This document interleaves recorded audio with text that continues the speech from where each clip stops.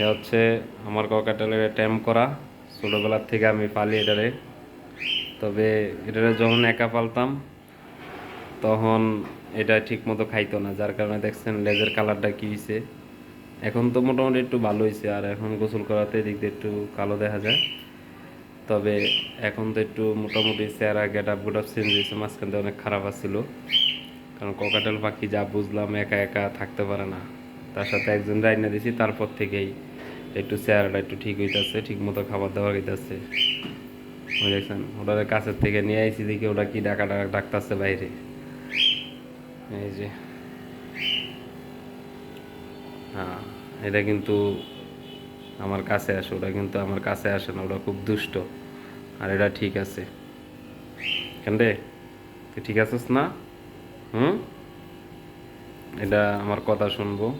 আর সময় দিতে পারি না তো, যার কারণে ভালোভাবে ট্যাম করতে পারি না। সময় দিলে দেখা যেতেছে ভালোভাবে ট্যাম হইতো, কিন্তু আসলে আমি ওভাবে সময় দেওয়া পারতেছি না।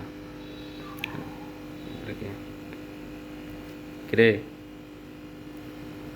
কি তোর মনটা খারাপ? ক্ষুধা লাগছে?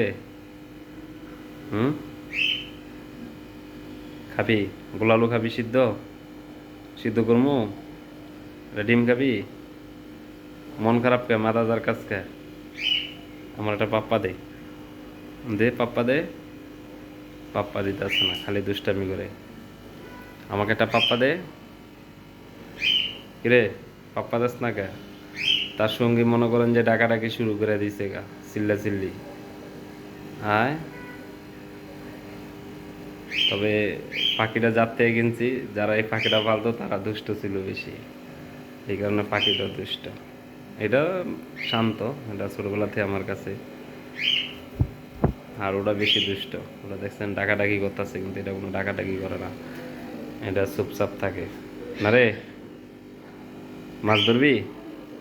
হুম, এখানে এসে কি মাছ ধরবি? এই, এখান থেকে চিংড়ি মাছ ধরবো।